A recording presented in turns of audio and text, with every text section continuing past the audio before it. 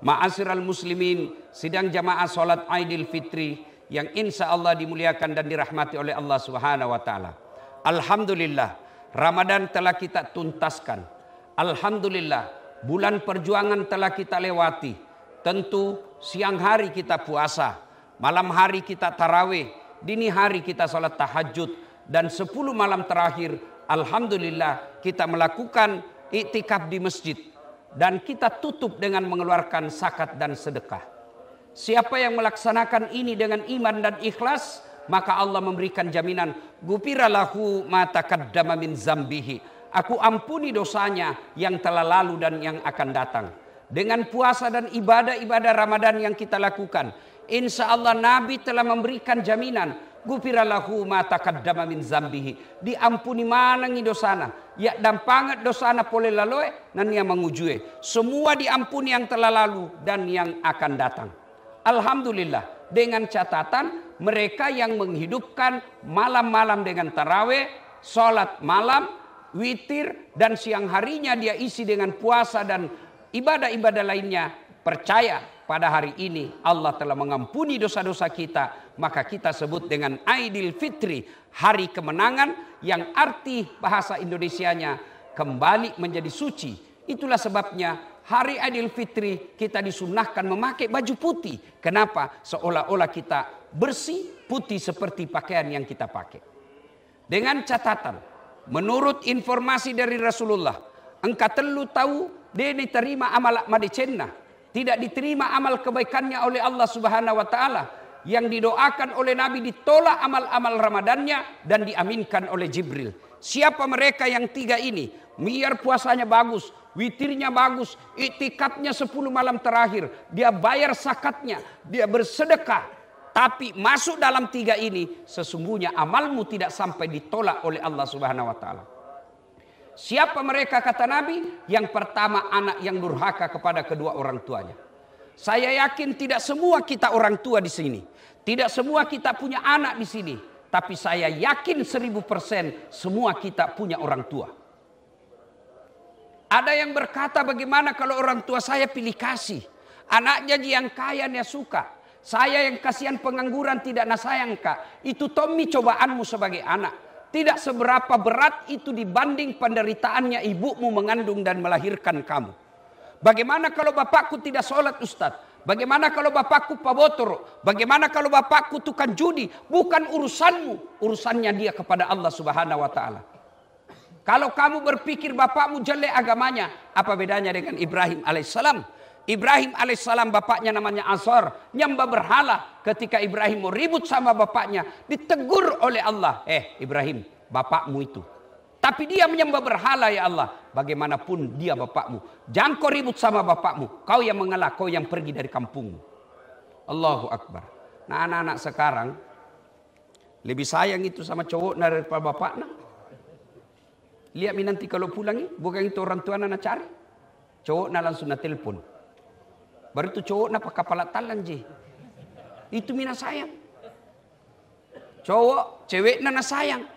Mamaknya yang lahirkan dia, mamaknya yang ngandung dia, mamaknya yang menyusui dia, belasan tahun diurus, baru kenal laki-laki 2 bulan, lebih hormati cowoknya daripada orang tuanya. Kalau begini sifatmu dek, biar kau itikaf 10 malam di sini, kau tidak hormati orang tuamu, amalmu ditolak oleh Allah Subhanahu wa taala. Ada lagi model kedua, anak yang durhaka, yaitu mereka yang lebih sayang kepada istrinya daripada ibunya. Bapak-bapak yang saya muliakan, boleh kau sayang istrimu, tapi jangan sampai kau membanding-bandingkan dengan istrimu, dengan ibumu. Tidak bisa kau bandingkan. Ibu-ibu yang ada di dalam masjid, jangan pula kau siri orang tuamu memilih pilihan yang tidak masuk di akal. Ada kadang-kala perempuan berkata, kau lebih sayang mamakmu daripada saya istrimu. Pasti kita lebih sayang ibu daripada istri. Ibu-ibu dengar ini. Siapa yang mengandung ibumu? Siapa yang mengandung suamimu? Ibu kan pernah mengandung. Bagaimana penderitaan 9 bulan susah. Siapa yang mengandung suami? Ibunya. Ibu pernah mengingat waktu melahirkan pilihan antara hidup dan mati. Siapa yang melahirkan suami? Ibunya. Setelah itu siapa yang menyusui dan membesarkannya? Ibunya. Sekarang setelah dia besar dan punya kerja, siapa yang dapat gajinya? Suamimu. Istri. Maka jangan pernah kau berkata pilih. Bapak-bapak juga, kalau ada istrimu bilang begitu, kau tegas, tidak boleh kompromi. Saya pilih ibuku daripada kamu. Istri belum tentu jodoh sampai ajal. Tapi ibu, di berapapun laut yang dicucikan, ada darah dagingmu, darah daging ibumu. Maka wajar ketika Nabi ditanya setelah Allah dan Rasulnya, siapa yang saya taati? Ibumu. Setelah itu siapa? Ibumu. Setelah itu siapa? Ibumu. Setelah itu siapa? Bapakmu.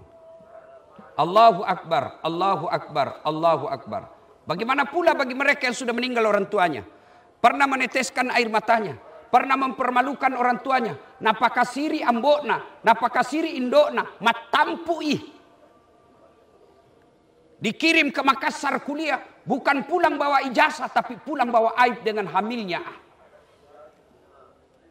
Pulang bukan membawa ijazah dan prestasi, pulang membawa apa? Menghamili ceweknya.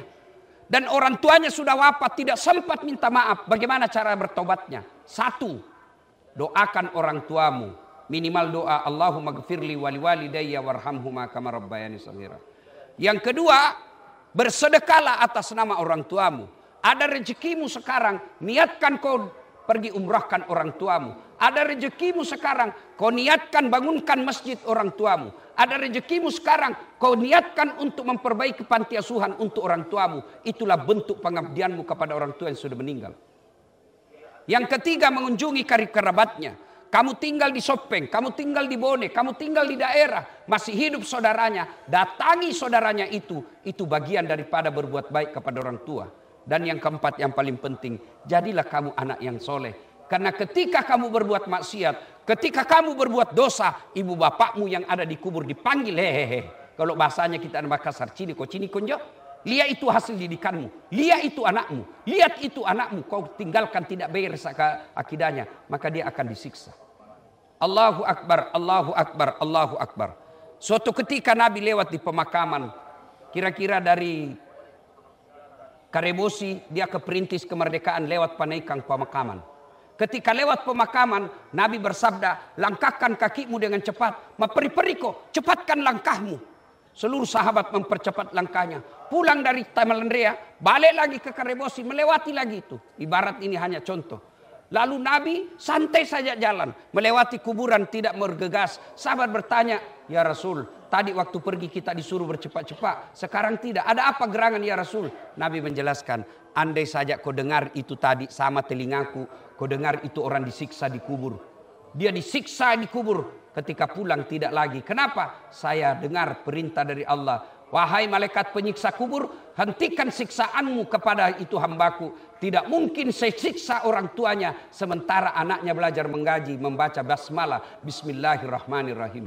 Allahu Akbar. Baru anaknya membaca bismillahirrahmanirrahim. Dengan nama Allah Maha Pengasih, Maha Penyayang, Allah telah menyelamatkan orang tuanya dari alam kubur.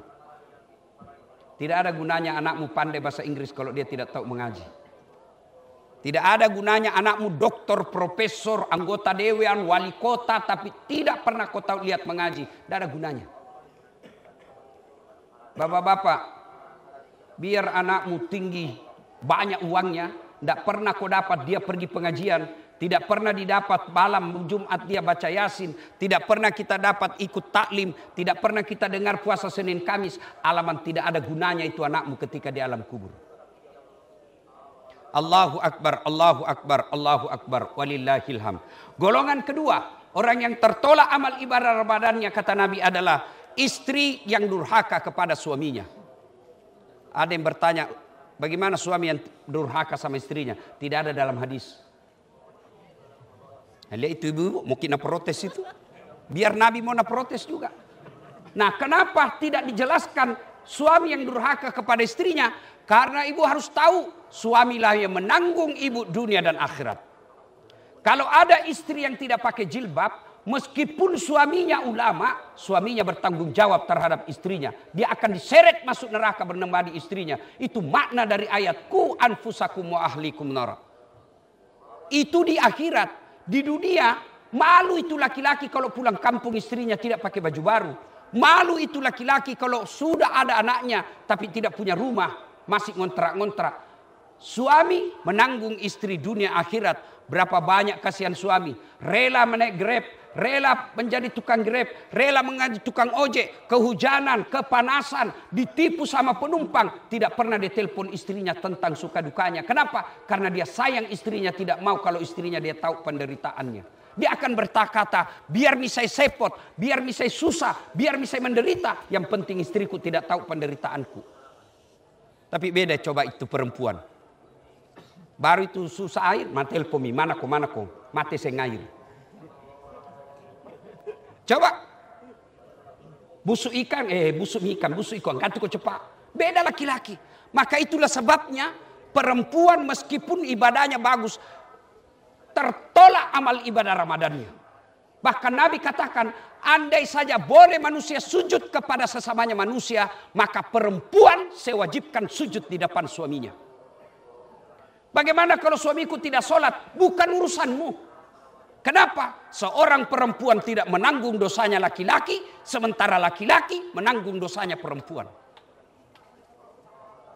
Allahu Akbar, Allahu Akbar.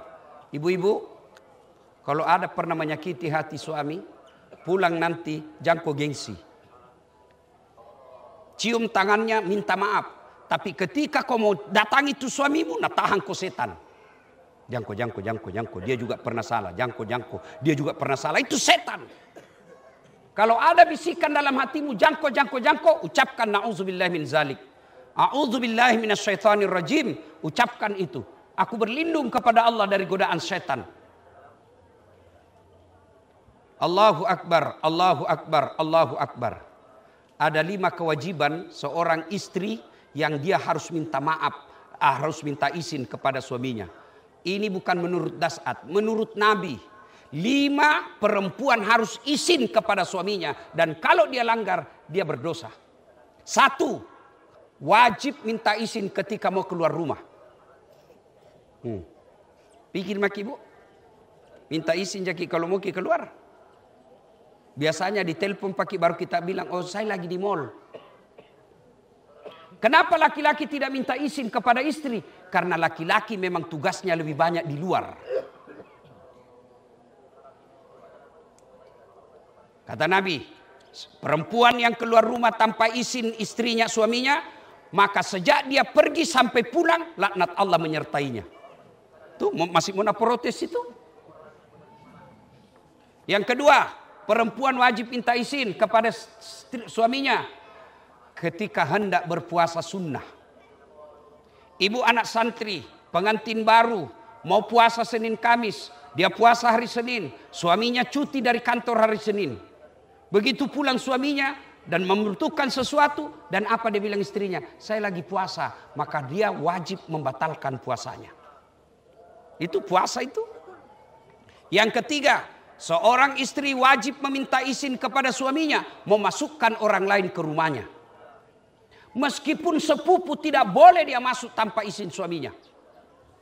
Datang keluarga dari Pindrang. Daeng, ada ini sepupumu dari Pindrang. Bagaimana? Dikasih masuk atau tidak? Kalau Nabi bilang suamimu, suruh tunggu di teras, jangan kau kasih masuk. Haram hukumnya kita kasih masuk. Yang keempat, seorang istri wajib meminta izin membelanjakan harta suaminya. Ini bukan minta izin, nah curi. Nambi di dompet nah.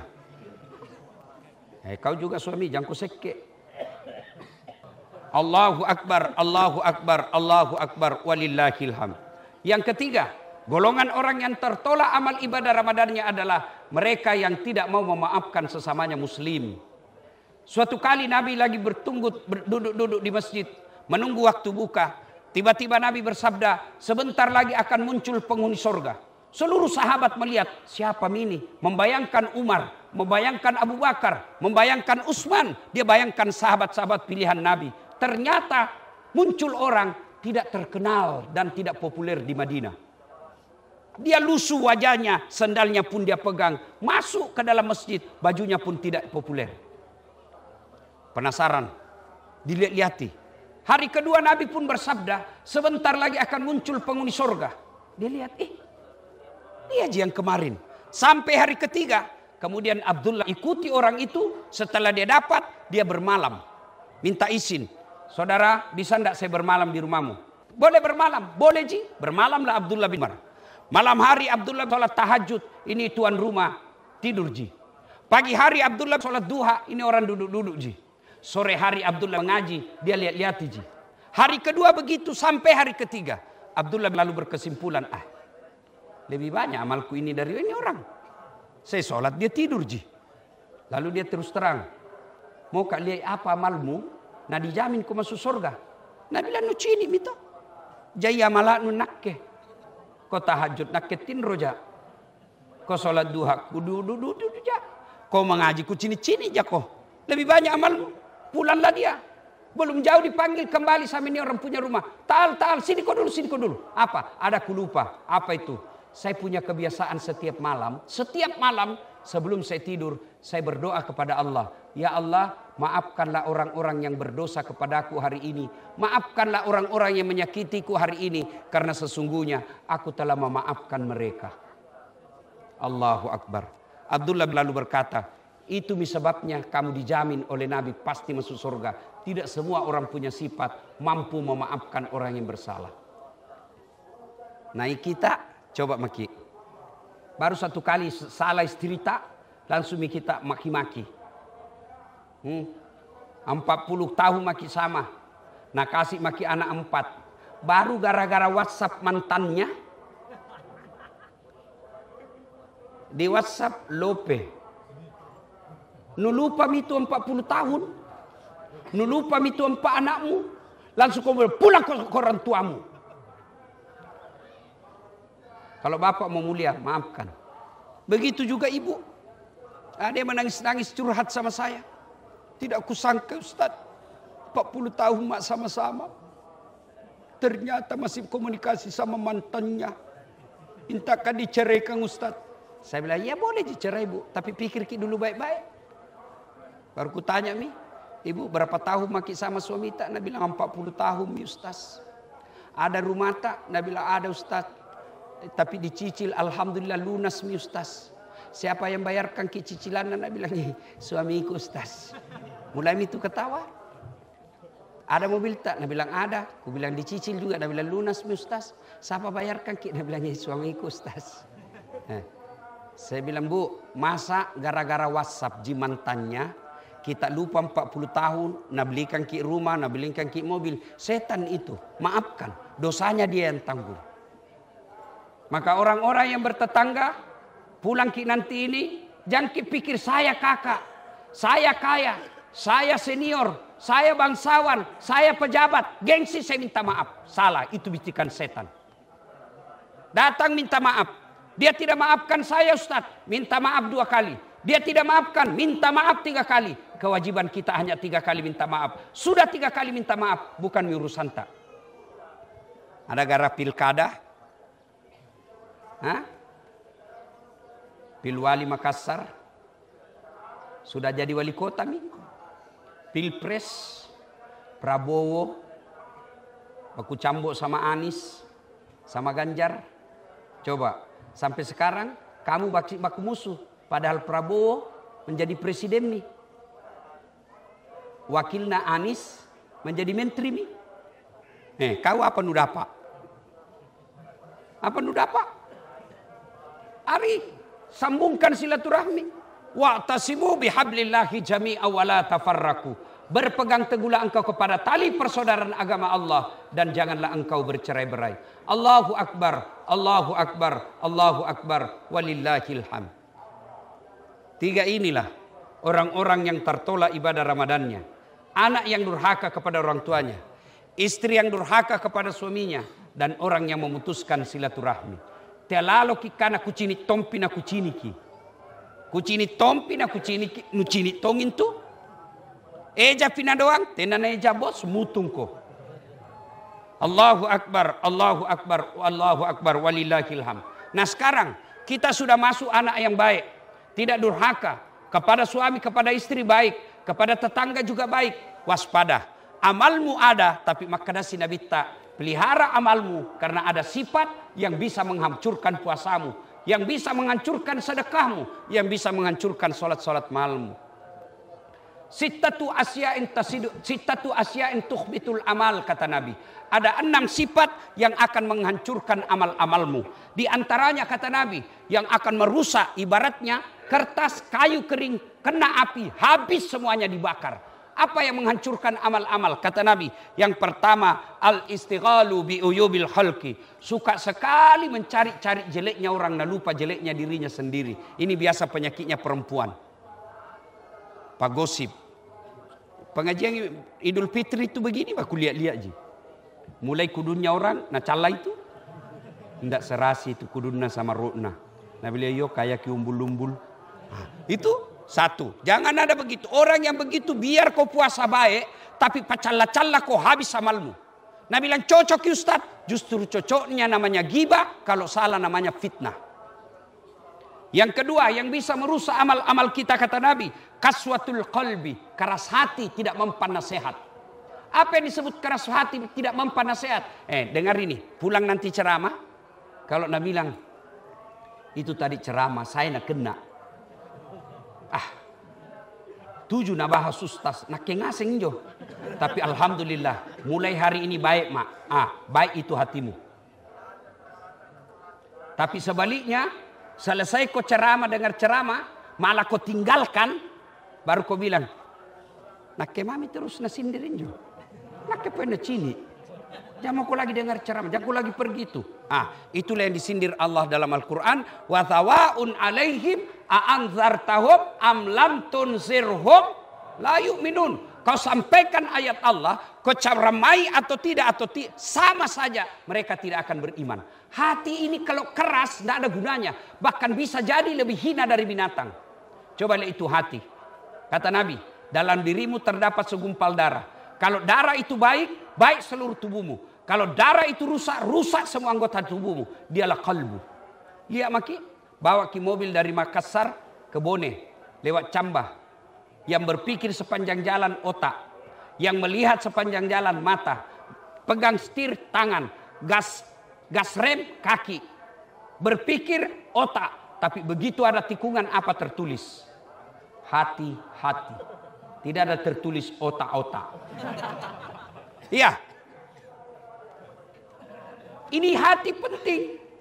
Kalau pulang kau dengar ceramah, nukana ji, nak ketojeng.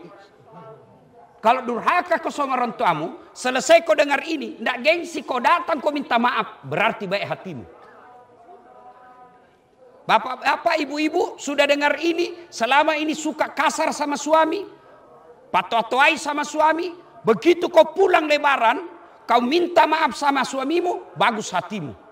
Tapi kalau kau bilang, dedete aja, dia lagi pakai kepala tala, keras hati itu. Yang ketiga, yang akan menghancurkan amal kebaikan kita, kata Nabi, killatul haya tomakuras siri'e. Kurang rasa malu. Nah sekarang Pak, rasa malu kurangnya itu, coba lihat orang Pak, sudah nyata-nyata pernah di penjara, masih mau macale. Dek sisa gagas sirina. Kalau dulu orang hamil diusir dari kampung, saleh kampungnya. Lebih baik kau hilang anakku daripada kau kasih malu kak. Makanya itu orang Makassar ada namanya Abaji. Pergi kau ini kampung, ku tikam kau kalau sama anak sama pacarmu kalau kau tinggal. Dulu itu Pak, dulu. Sekarang deh hamil 4 bulan pesta besar. Cepat melahirkan. Kenapa cepat sekali jadi cucutan? Nabi bilang lagi tren Ustaz. Mana lagi yang namanya kuras siri? Lihat itu ibu-ibu. Usianya sudah ada cucunya tapi penampilannya seperti ABG. Bapak-bapak sudah tua masih gayanya seperti anak milenial. Ya, itu kode gagas sirimu, kau lebih hina dari binatang. Itu paha ayam bu, susah sekali dilihat. Apalagi ayam kampung. Pulang kampung dulu. Sampai di kampung nuliak mi pahana, belum pi. Kau kejar dulu itu ayam. Sudah kau kejar, kau lihat mi pahanya, belum. Dipotong dulu. Sudah dipotong, kau lihat mi pahanya, belum. Direbus dulu air panas. Sudah direbus kau lihat pahanya? Belum. Dicabut dulu. Baru bisa kau lihat pahanya. Pulang kampung kau dulu. Kau beli 70.000. Kau kejar 30 menit. Kau potong bismillah. Kau rebus 15 menit. Kau cabut. Baru lihat pahanya. Pergi mako di mall. 10 menit kau saja berdiri. 15 pasang paha lewat. Gratis. Tenan bayar. Nu lihat itu penjual ayam. Ayam-ayam goreng. Lihat nih, bisa kau pegang nih. Ayam goreng, misalnya Kentucky. Bisa kau pegang. Dibayar dulu baru bisa kau pegang. Pegang mako, enggak dibayar, nak bilang kau orang gila. Tapi itu cewek, gratis dipegang. Itu semua yang disebut kurang rasa malu. Kalau begitu akhlakmu, habis amal-amal Ramadanmu. Yang keempat, yang akan menghancurkan amal ibadah kita, hubbud dunia. Terlewat cinta, terlalu cinta dunia. Cinta dunia boleh, tapi yang dimaksud terlalu cinta dunia, bakhil, seke, pelit. Sudah sewajarnya dia bersedekah tidak mau, terlalu cinta dunia. Mana lagi disebut terlalu cinta dunia? Takut dibilang tua. Begitu kelihatan ubannya stres. Kenapa? Nah, memang harus tua. Begitu mulai kelihatan keriput mukanya, stres. Ih, kelihatan gak tua. Memang sudah 60 umurmu. Justru jelek dilihat kalau umurmu 60, mukamu seperti TK. Itu Allah sudah atur. Orang yang terlalu cinta dunia. Yang ketiga adalah menganggap enteng ibadah. Sudah azan masih pergi tidur. Itu termasuk cinta dunia. Yang keempat cinta dunia. Mencari harta menghalalkan segala cara. Yang tidak bisa dihentikan. Zalim itu ada 3. Zalim kepada Allah melalaikan ibadah. Zalim kepada sesama manusia mengambil hak-haknya. Zalim kepada diri sendiri, yaitu waktunya mi tidur begadang tongi. Waktunya mi istirahat tidak mau istirahat, itu zalim kepada diri sendiri. Dan yang keenam, yang akan menghancurkan amal ibadah kita kata Nabi, tulul amal, tomakutue, malas. Adik-adik sudah sarjana masih mau diongkosi sama orang tuanya. Itu termasuk menghancurkan amal.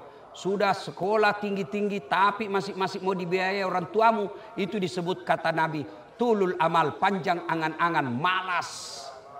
Allahu Akbar, Allahu Akbar, Allahu Akbar, walillahil hamd. Sidang jamaah yang saya muliakan. Semoga Allah Subhanahu wa taala menerima amal-amal ibadah Ramadan kita. Kemudian menghindarkan kita dari sifat-sifat tercelah dan mengampuni dosa-dosa kita yang telah lalu. Dan setelah Aidil Fitri ini betul-betul kita kembali menjadi Aidil Fitri, hari di mana kita suci seperti bayi yang baru dilahirkan. Semoga ada manfaat. Lebih dan kurangnya mohon dimaafkan. Barakallahu li wa lakum wa izazil mu'minin innahu huwal ghafurur rahim.